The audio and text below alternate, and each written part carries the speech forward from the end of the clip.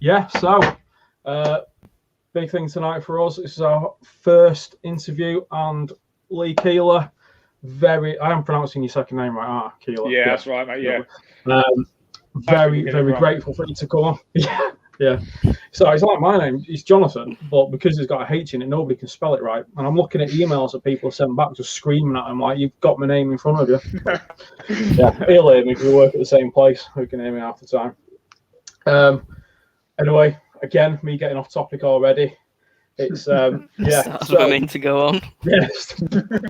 I don't know. Yeah, so British Rallycross race at Lee Keeler. Thank you very much for coming on, and not a problem, guys. Very excited, and obviously we've been chatting a little bit. Over the last couple of months, and so I thought it'd be really good, especially with your background as well, and kind of coming into it. It's going to be awesome. So, potentially run an intro or something. We always forget to do like all that stuff and YouTube clicks and all that kind of thing. But yeah, so I suppose just initially a little bit about you, who you are, LKRX. Yeah. So initially, so I'm basically a late starter, to be honest. So we initially started looking at it about 2017. So how it come about, basically, I grew up watching Rallycross as a kid. So I'll show me age now. I was born like 79, so I kind of grew up. My dad sort of dragged me around. See, little Andrew there, he's about fucking 20. See? 5. Like, I'm just like, Yeah, that's scary now. It's always making me feel old anyway. Well, I'm not quite there, but probably not far off it. So so basically, I kind of grew up, through that kind of 80s, 90s period of when Rallycross was kind of at its peak, really. There's the kind of Group B cars, 6R4s, I was going to say, RS2000s. The insane cars that they had back then. Yeah, well, definitely, because with the issues in rally as well, and then amazing. Crazy. So my dad, he actually grew up and went to college with Will Gollop, who you've probably heard of. So we basically kind of just followed him around, supporting him. Obviously, he won various kind of championships, European championships, and everything else. So it was kind of just one of the things that, a lot of kids kind of don't really know what Rallycross is or was. So I kind of grew up with it, and it was one of those things where, you sort of think, one day I'm going to have a go at that, I'm going to do that one day. And life takes over. Life certainly took over, and finances obviously take over, and it just kind of never happened at an early age. And then we finally was in a position a few years back to purchase a saxo, which was pretty much a newly built car. A guy called Dave Ling, local to us. He built the car for his son Fred, who still races now. I think he only done like a season in it, and then they decided they were going to build this kind of monstrous Fiesta. And because he's got that super modified. Well, it's a Mark 6 in it, same as yours, Andrew. That's but just rapid as mental bit of kit. So basically we purchased that. He done us a good deal on the car. We bought the car. It wasn't stupidly, but it probably was stupidly, just decided to basically get my license and enter the British Rallycross in it. And I'd never raced anything before. I was gonna sort of say that as well, because obviously, people especially like juniors as well, and certainly if you've been around that, you get a lot of the juniors, or you're getting like karting and other stuff. And one of the interesting things I thought when we were speaking, never actually really done anything like that before. You'd obviously been around it, you've grown up around the cars, but to then just go, Right. Yeah. Okay. It's weird. I mean, yeah, you're right. I mean, like you say, most people have that background of karting and growing up and go through the ranks kind of thing. Yeah, just never did. And obviously, it always interested me, but like you say, it just didn't happen for whatever reason. Yeah, it's funny. I mean, even now, I kind of look back and think, I can't believe I actually just jumped in the deep end and just entered it. Do you know what I mean? And so the first round we literally raced was our local track at Lyddon, and what was difficult there was that there was not many of the production cars in that class, so we were mixed in with the Super 1600s. So we were on. So literally, my first race, I'm lined up against like Darren Scott, Craig Lomax, all in their Super 1600s. Yeah, insane car, insane and I'm builds. just kind of like looking left and right, thinking, what am I doing? What am I doing? Stock saxo, what the hell? And, I mean, to be fair, I'm lucky. Luckily, as you know, Rallycross is only like 4 or 5 laps, so I didn't manage to get myself lapped. But it is incredible. It is incredible, and even amongst those guys, just to be on track with them, and the feeling, the adrenaline is just like second to nothing. Honestly, it's like just crazy. Needless to say, we found ourselves kind of towards the back the majority of the time. Kind of given when you've not really done that far. We'll just go give it a buzz. It's enough savings cost us a track day, and it'll be fine. You know? So that's kind of, that was a baptism of fire, and we loved it. And we basically only entered. We didn't enter the whole championship that year. We just entered kind of local rounds that we could dip in and out of. Just sort of testing the water or whatever. Yeah. And then at the end of that season, the British Rallycross decided to pull the plug on the production class. So I found myself where I just bought this saxo, done about two rounds in it, getting all excited, and then it was like, we're not running that class anymore. So I was like, oh my Lord. So then obviously you got the BTRDA. So obviously had no choice effectively other than to switch and go over to the BTRDA. So that's what we did from 2018 basically. Yeah, and again, BTRDA, because you're getting obviously they're pushing their sort of streaming of the events and stuff, and obviously John Rook's pushing that, and you see even that you get some really good drivers coming through. You've got a really good, and I suppose like you kind of did it opposite, whereas me, I'm like, and this is probably why I connect with you a little bit late, getting on later in life, not really done anything before, kind of wanting to, and going, BTRDA kind of sounds a bit more British level of a first season. To be fair, standard wise at that level, the BTRDA standard is awesome. And in the production class, there was 25 to 30 in that class every single event. Competitive class as well. It was. It's probably the most competitive class actually, if I'm honest. And so that it turned out it was brilliant. Everyone behind the scenes is really helpful as well. So, you sort of you hear different stories and you kind of think, okay, this is going to get a bit kind of, too over competitive, and are people actually going to help you out when you're actually racing against them? But you know what? It's the opposite. Everyone wants to see more cars on track. So they are there to help you. That's always a good thing, I think, as well. And you get in those communities and everybody's there, and especially in Rallycross, there's so much can happen. In an event, and obviously when you're new, I mean, sort of like obviously when you were getting into this new, was there anything that you kind of came across that you just didn't really expect, or was it just you just thrown yourself in that deep end that much that in the end it was just like whatever happens?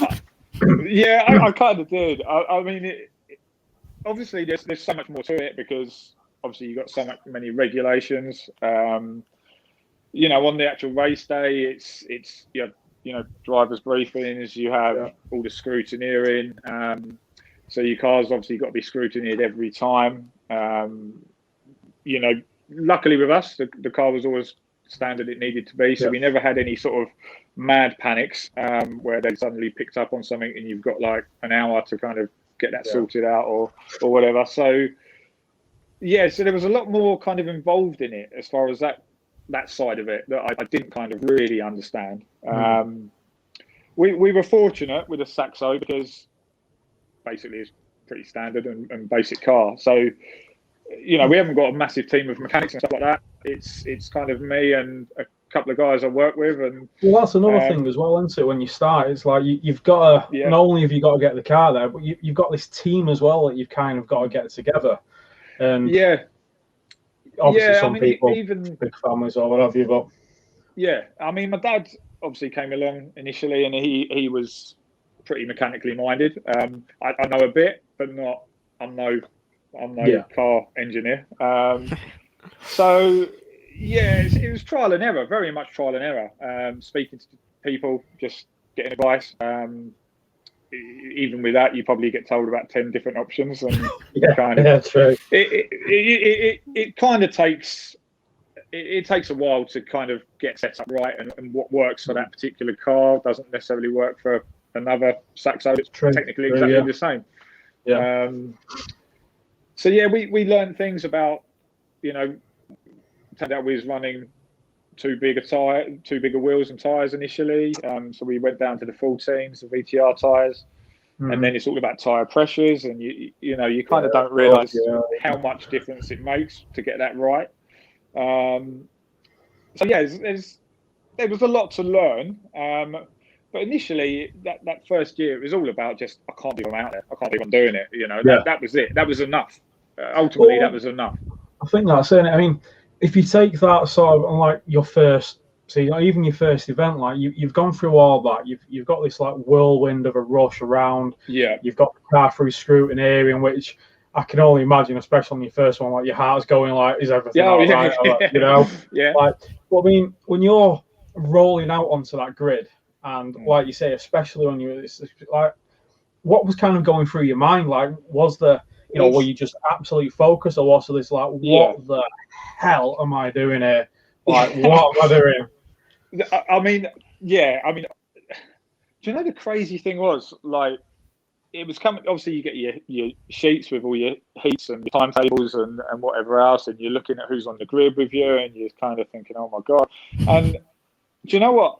Weirdly, I never got that ridiculous nervousness. I never got that real kind of, I'm terrified. It was all just kind of like, I'm at Lyddon. I'm going to be racing at Lyddon. It was just, it was all more excitement than scared. And then, that moment when you're released out of the dummy grid, and you know, you tend to do the kind of tyre warming and tyre cleaning, and you know, you're pulling up to that line, and I don't know, it's I don't know, you're just sat there, you know, you're setting your rev limits the way you feel it should be, and you're just staring at these lights, and it's just, before you know it, lights are green, handbrake's off, you're gone, and that's it. And it's just I suppose once you've gone as well, you don't really have time. You don't have time to think, then, do you? It's like first corner, oh shit, you know, and before you next know it, it's like, oh right, down lapping. And obviously with the you know, gravel to tarmac as well, and there's so much going on. And I mean, like you're saying, was what I found was awesome when you did it. You literally jumped into this. You hadn't gone and done a lot of, you know, track day work or anything in the car, and then you jumped into what is probably one of the most, you know, going from tarmac all of a sudden to gravel, back to tarmac, but then you got dirt tires and you clean up, and it's so much going on there that I just thought, this is the kind of man I want to see racing, because he's a nutcase and I love it. It is. Yeah, you're right. It's crazy because ultimately, you know, we can all drive a car on the road. Cat's managed to get in. Come on, Molly. Here you come. What's the cat's name? O'Malley. So we've got O'Malley and Marie, Aristocats. It's like his mascot. Yeah, he's our mascot, and then I've got the 65 kilogram dog, which full name is Mr. Bonzo Phoenix junior or Bonzo? I won't ask why.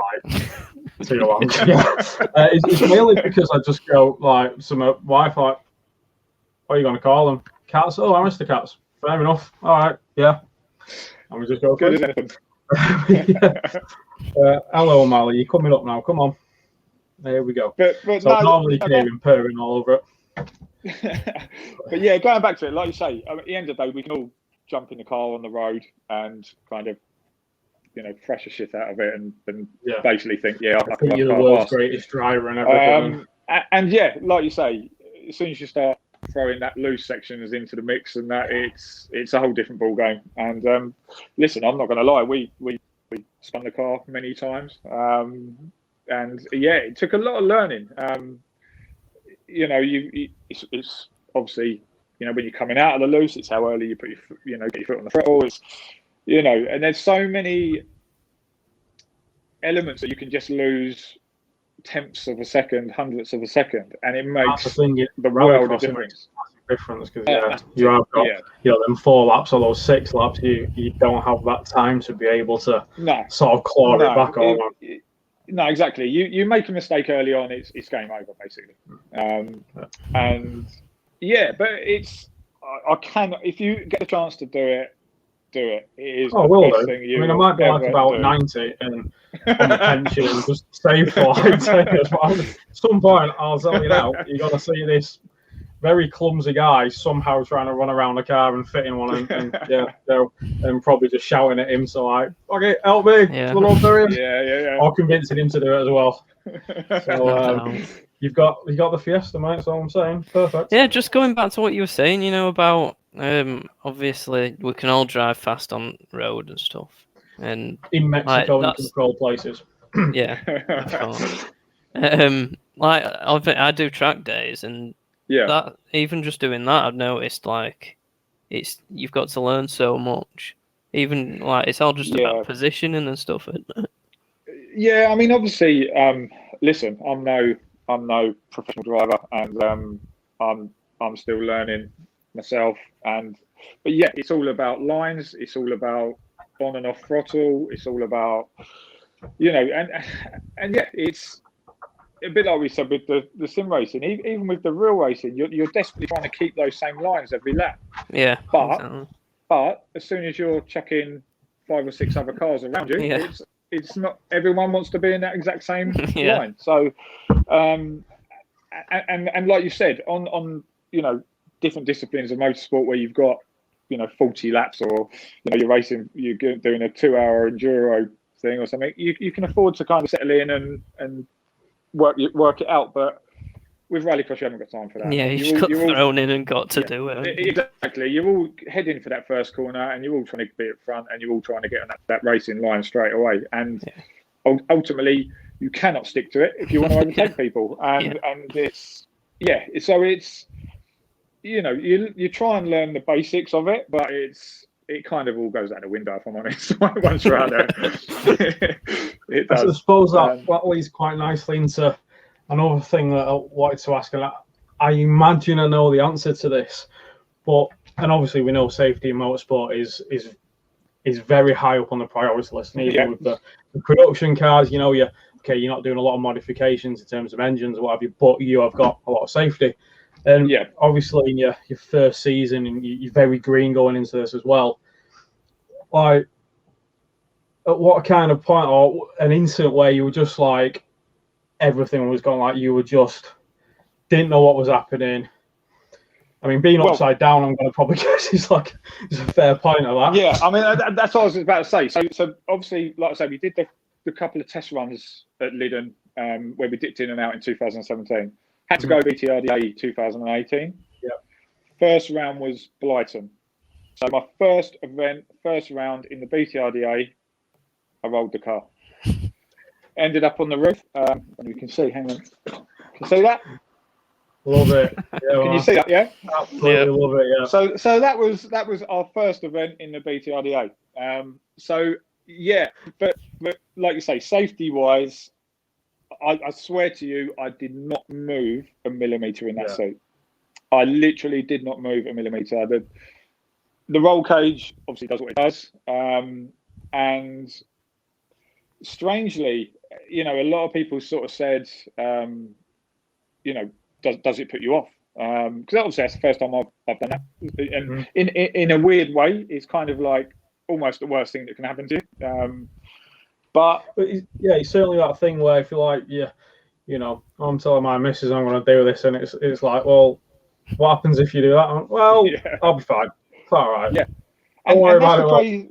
That was the crazy thing about it. I actually, weirdly, ended up having far more confidence after doing that, because it was kind of like, do you know what? That's almost one of the worst things that can happen, and I'm absolutely fine. I did not move a muscle, and it in a weird way, it was kind of.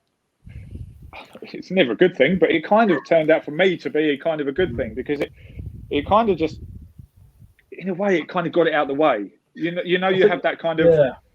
It kind of helps you know where the limit is as well, I guess. Well, not really, because I've done it again, but. Oh, well.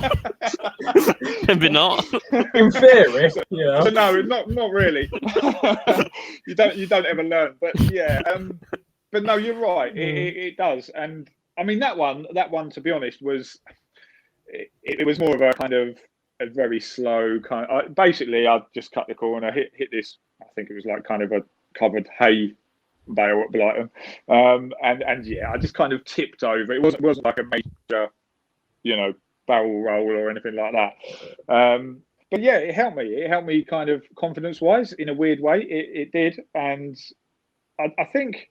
Going back to that junior, going in at 14 or whatever, they go in and they have absolutely no fear whatsoever, because you just don't. When you're a teenager, you basically don't give a shit, do you? And everything's hell for leather. Going in at a bit of an older age, I think you have got that element of kind of, oh, this could go wrong. What if this goes wrong? Blah blah blah. So yeah, it definitely helped me, because I kind of just thought, well, look, I'm fine. Haven't got a bruise. Haven't got a scratch. This is, is what it is. So yes, that was literally round one. So it was like, oh god. First full season booked in for. Not supposed to do that. But yeah, I mean, it was all just panels. So we repaneled the car, and got it out ready for round two. So yeah, I mean. We actually done fairly well in effectively what was our first season, because I think we ended up fifth, in production class, which really good. Yeah, which like you say, it's a competitive class as well. Yeah, and like you say, there's like I say, between 25 and 30 cars in that competition. So we done pretty well, and then so then obviously then we done a full season again in 2019, and that's when we done really well, and we come second in that championship that year. So that was kind of when it kind of went from I'm out here to enjoy it to, do you know what, we're actually doing all right at this now. So let's kind of we're gonna go for this. We're gonna do this. Yeah, we take it to the next level a little bit. But yeah, same thing happened in 2019. We was at Pembrey and rolled the car, but a lot worse that time. So we did do kind of like the free rolls and ended up on the roof, and then caught a light, flames. So because do you know what the thing is? Because I had the first roll, and it's a bit like, oh, I need to get me out. But the second time I did it, it was far worse. But I literally just sat there, and that's right. The marshals come over. I just sit tight, wait for them to come, and then all of a sudden I see flames licking through the dash, and all of a sudden the harness is off. You imagine you're upside down. Take the harness off. You can imagine what happens then, can't you? Yeah, just straight down. So all of a sudden, I'm just like kicking the door in, and I'm thinking I'm getting out of here now.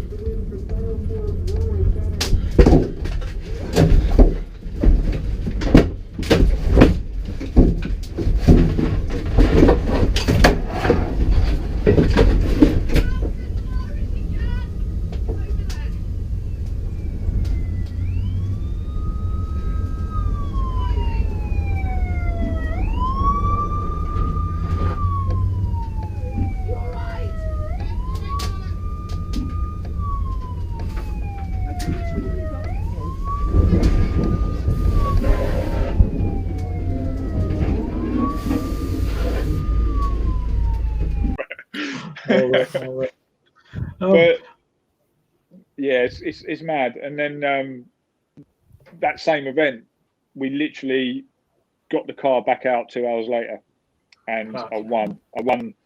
We how it works, you probably know. You have like a C final, B final, A final. Yep.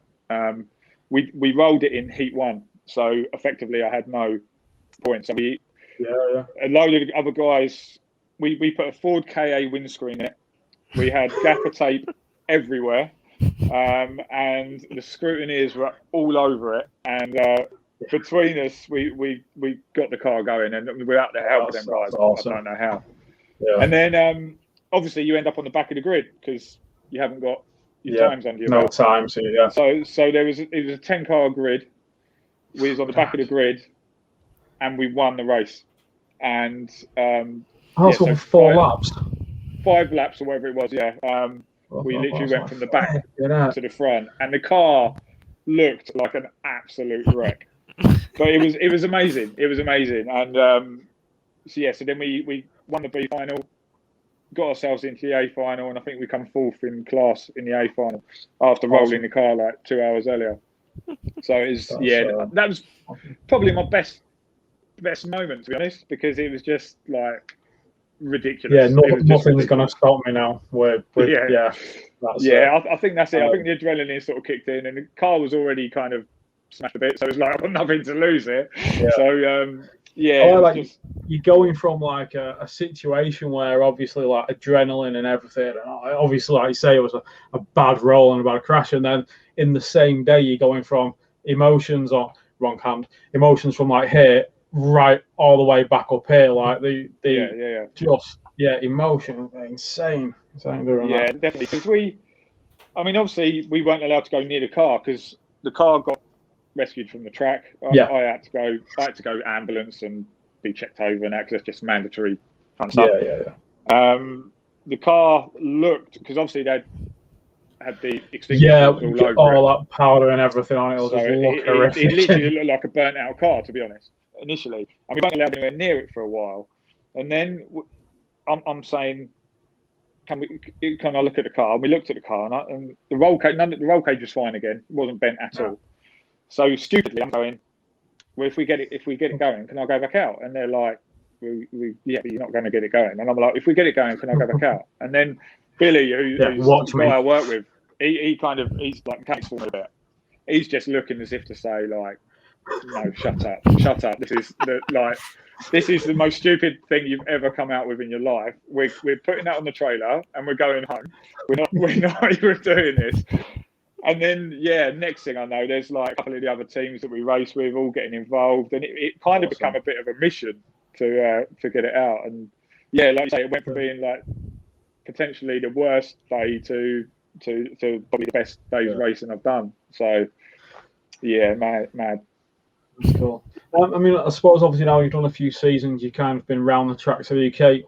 What do you find to be, out of curiosity, the most challenging track for either your driving style or just? Obviously Pembrey and Blyton are probably going to stick in your head a little bit, but. Do you know what? Blyton's a weird one because it's probably the smallest, tightest track. It's.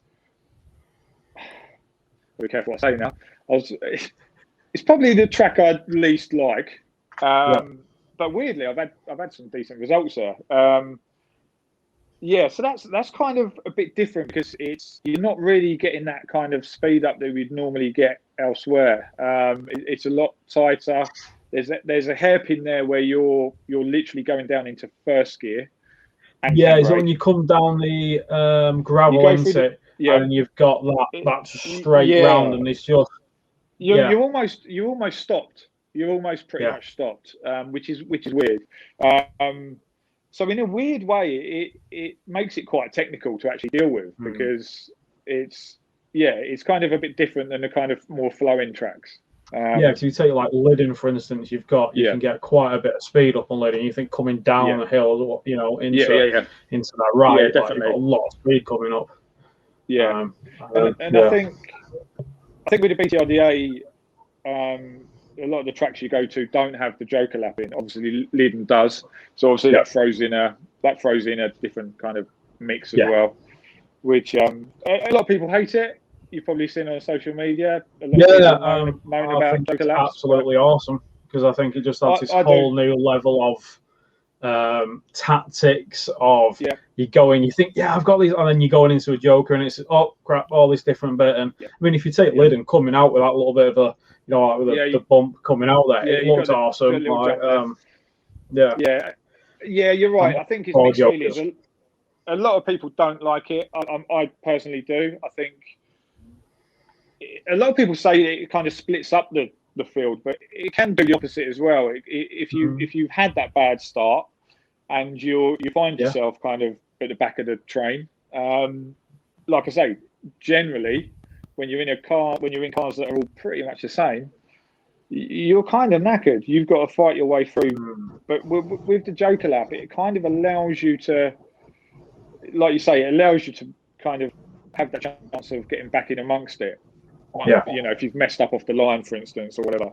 So yeah, I'm all for it. I think it's good. I think it adds another. I think it's and it's a unique thing really as well. So sort of rallycross that adds that, like you say, like next dimension into it. It's another thing to think about, and and obviously even at BTRDA level, I suppose, where you're not, you haven't got all the radios and all the kit like that, and you haven't got, your spotters. Obviously, British will, but it adds a whole new game plan to it, and you get a lot of mistakes. You can see a lot of people go for it, and it's not paid off. You see it paying off at the right time, and I mean, I've that little extra bit. I mean, I've definitely lost races because I've took the joker at the wrong time. 100%. I mean, Leiden's a difficult one because if you're starting off the line, if you're starting on the left-hand side, you tend to might as well take it. You tend to just take it. The downside to that is you can then get stuck behind traffic when you come out. And I was going to say slower drivers that started at the back of the grid or whatever, all of a sudden are in front of you.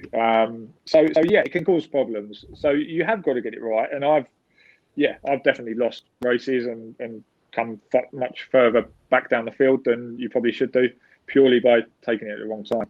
But like you say, without the radios, without the communication, it is hard because you can only see so much while you're out there. But yeah, like you say, that's something else that we will have to learn moving forward. Yeah, definitely.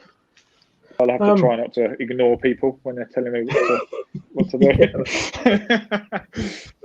Was there any, obviously, because we're kind of focusing, I suppose, in this part on those sort of early days for you and getting in, and I probably didn't explain this at the start when we go into like the second part of this. We're kind of going to go into the new build and the British and what have you.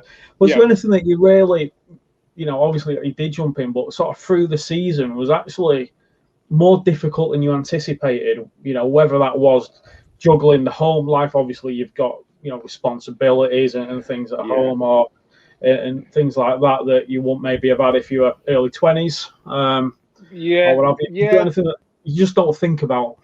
I think I mean, everyone will tell you, mate, that it's finances. Simple as that. It's finances.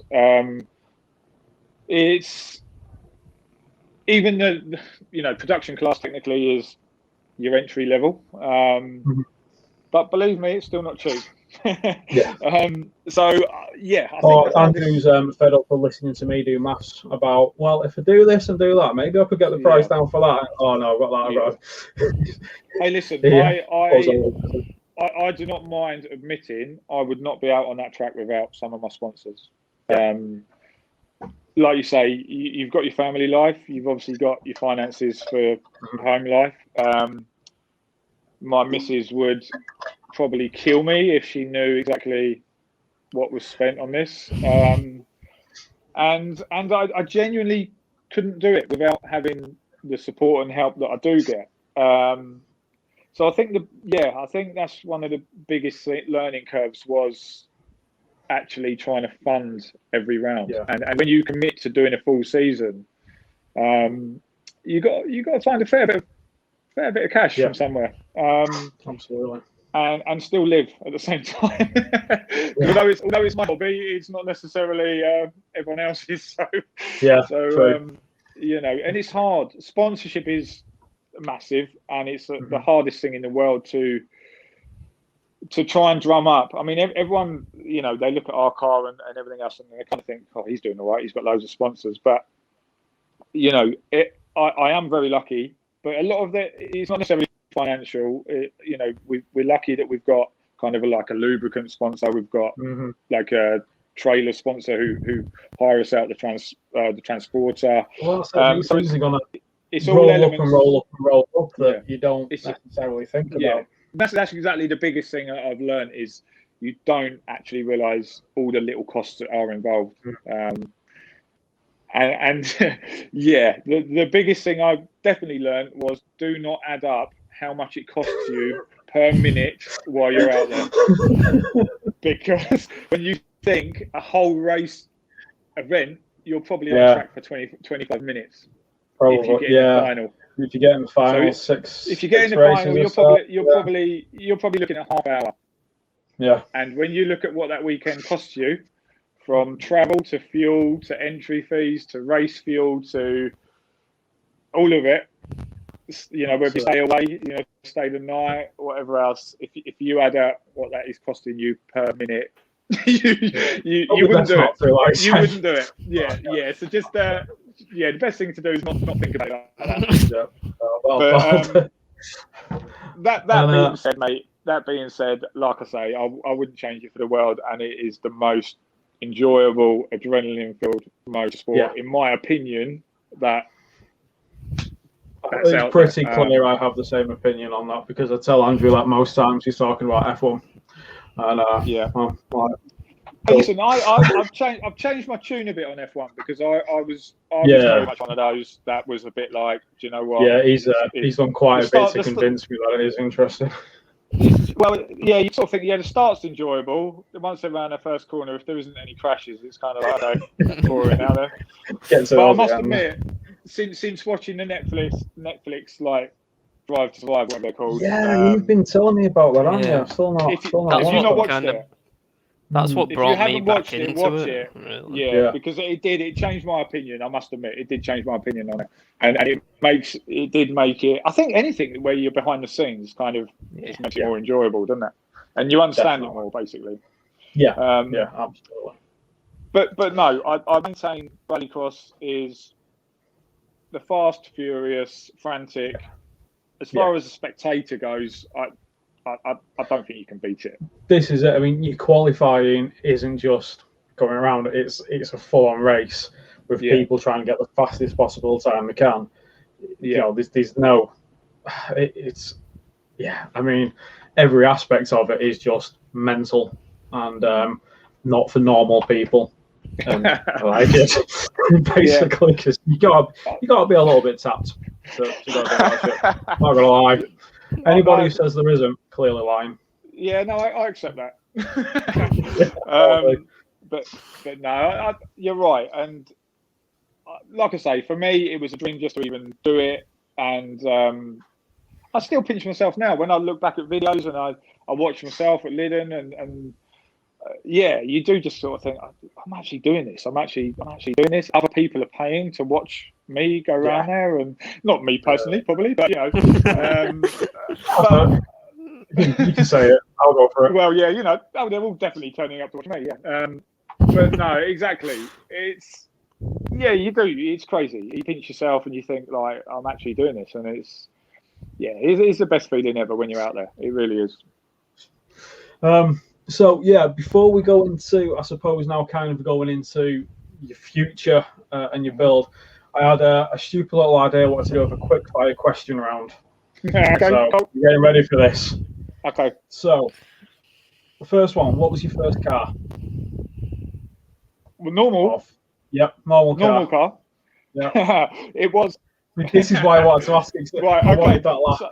Okay. It was a pretend imitation XR3i. Yeah, all right. But when you're 17, it was cool. Shiny. It was red. It was shiny. It had all the XR3i gear on it. but it wasn't an XR3i. But do you know what, mate? I loved it. It was rotten as a pep. It looked brilliant, and I loved it. Yeah, definitely. Yeah. That's awesome. Love it. Favorite car? Do you know what? I actually love. Not necessarily as a road car, but the RS 2000s. Fair enough. Absolutely. Love the look of them. The look of them, I love them. Yeah. Where would you take it if you could? Track, road.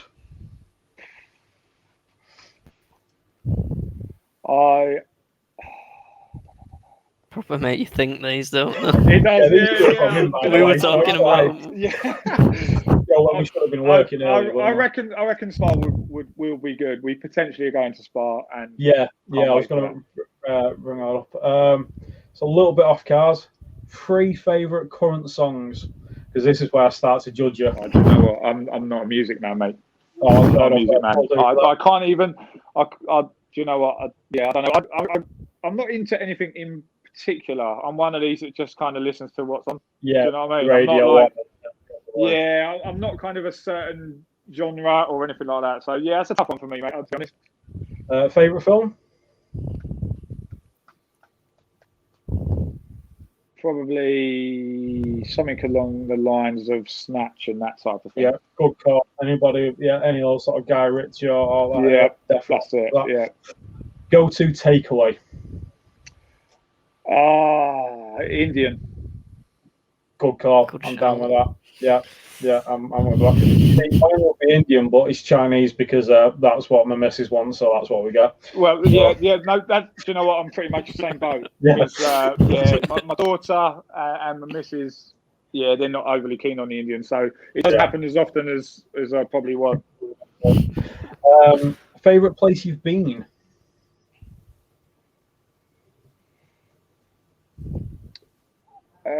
Probably holiday-wise, Portugal probably. Nice. We went. I went on part of my work. I went to Canada last year. That was decent. And we actually went to the track and drove around the track. Nice. You're allowed, public are allowed to just drive around it. You're allowed to turn up and drive around it in your normal car. Yeah, so that was scary, good. But awesome. Yeah, that was good. Well, it's kind of like a part road track kind of. It is. It's kind of cordoned off. You're not allowed to kind of go around the whole thing, but there's sections of it. You're literally just allowed to rock up there and just drive around. Yeah, crazy. But anywhere you've ever wanted to go? I think probably the kind of obvious ones, maybe like Mauritius and places like that. Picturesque. I got it.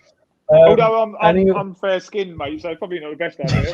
But... mate, seriously, you can ask him about that. I was what was it? 3 sisters. It was BDC, boiling hot. The one day of the year we got allowed out to play last year, and I'm there in a hoodie with my hat on because I forgot my sun cream, and I've got a ginger gene in my family, and I'm just gone. He's there in shorts and t-shirt, and I'm in a hoodie, joggers. Hat on, just like what an absolute idiot. Really on that one. Yeah, so I'd probably love that for a day, and then the rest of the week would probably be like laid up somewhere. But and last one, another hobby other than racing. Football. Yeah, I played football growing up. That's his area of expertise. Yeah, I wouldn't say expertise, but I can't tell you anything about football. I used to play it a lot, like for school and all that stuff when I was growing up. Played it quite a lot, but I was watching it. Yeah, I used to watch Stockport County, who are currently in the Conference North. So whenever anybody would ask me about football and who you support, that was my go-to answer, and it just stopped everybody because there was like, what's the point of that? That ends that conversation right there. Especially because I'm from Manchester originally, so it's United or City. But, Stockport. We just walk away, and it's like, fair enough. Cool. Haven't got to talk about football anymore. That's it. So, football's the one that I've kind of always done. So, yeah. Who is your team? Out of curiosity, then. Well, it is Liverpool, who are pissing me right off at the minute, if I'm honest. But it's not glory hunt Liverpool. I've supported Liverpool since I was like young, you know. So I guess originally it probably was glory hunting because it was kind of when Liverpool were, when I was a kid, it was kind of that era where Liverpool were kind of thing. But yeah, so been through the good and bad, but getting very frustrated at the minute. Imagine. So we'll leave it there for this one, and well, we're going to rock on to the part 2 now.